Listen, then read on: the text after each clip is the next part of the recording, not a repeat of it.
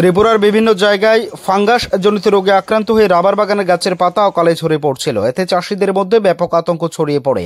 রোগের কারণে বহু রাবার গাছ শুকিয়ে যায়, রস সংগ্রহ বন্ধ করে দিতে বাধ্য হয় চাষিরা।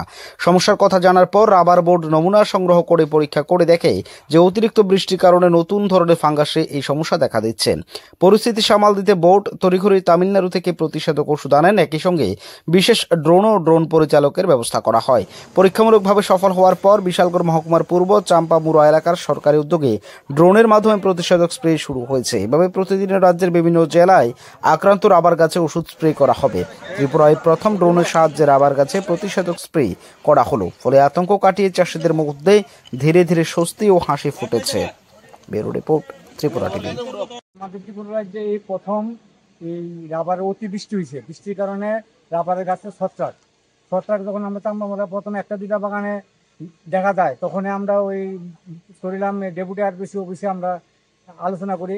সঙ্গে সঙ্গে তারা ওই সায়েন্টিস্ট নিয়ে সেটা পাতা পরীক্ষা করে এসে রিপোর্ট আসার পরে সিদ্ধান্ত হবে কী করা যায়।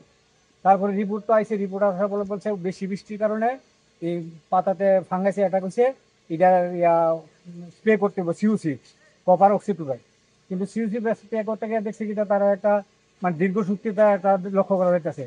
তখন আমরা এই রাবার উৎপাদক সমিতি থেকে জোনাল অফিসে আমরা ডেপুটেশন দিয়ে দেখতে পেলাম তারা ওই স্প্রেয়ারের সাহায্যে স্প্রে করার লেগে একটা পরিকল্পনা নিয়েছে। তা আমরা বলছি স্যার এই সিনাই দিয়ে সমুদ্রে পরিকল্পনা হইব না, আপনি ইমিডিয়েট দ্রুত পরিকল্পনা নেন, নাহলে আমরা 1000 চাষিকে রাস্তা অবরোধ করলাম। তখন তারাও স্বীকার করছে যে এইভাবে স্প্রে দেওয়া এটা লেবারি হচ্ছে বেশি হইব এবং আনসাইন্টিফিক। তো আমরা দ্রুত যেভাবে হোক এটা ড্রোনের সাহায্যে করার জন্য ব্যবস্থা করলাম। তারপরেই তৎক্ষণাৎ দেখছি কি এটা এই 3-4 দিন পরে তারা বলছে ড্রোন স্যাংশন হয়েছে, এখন ওষুধ তারা টেন্ডার দিয়ে সেটা আসা পর্যন্ত একটু ওয়েট করেন, ওষুধ আইলে আপনারা স্প্রে শুরু করে দেবো। তো এই সুবাদে আমরা দেখছি যে অতি দ্রুত এই কাজটা হয়েছে। আমরা রাবার সমিতির পক্ষ থেকে ডেপুটেশন দেওয়ার পরে এখন চাম্পামুড়া থেকে প্রথম উদ্বোধন হয়েছে।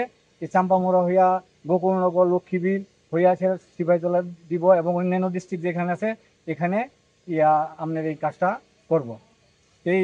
এবং এই রোগটা যে মারাত্মক, এটা প্রতি বছর আসার সম্ভাবনা আছে।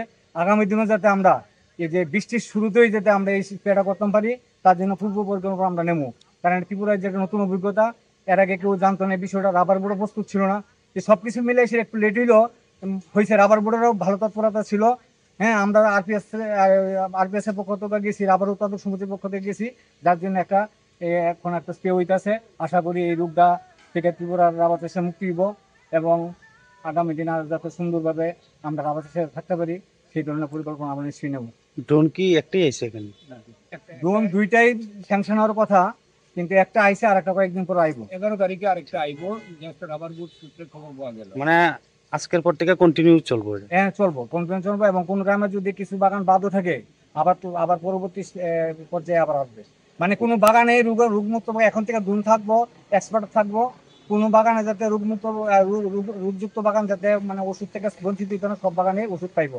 মানে এখান থেকে শুরু হয়েছে, আস্তে আস্তে দক্ষিণ দিকে যাইবো। দক্ষিণ দিকে ঘিরা ছেড়ে আমরা এই পূর্ব চম্পারণ বেলটা গিয়া ওই এর উত্তর পাশে দিয়ে গিয়া আমরা গোকুলনগরে যাম। গাছ এটা শেষ হল গোকুলনগর শেষ হলে পরে আবার লক্ষ্মীবিল যাবে। এইভাবে পরিকল্পনা আছে। তারপরে বাকিটা আবার নিশ্চয়ই এটার পরিকল্পনা নিব।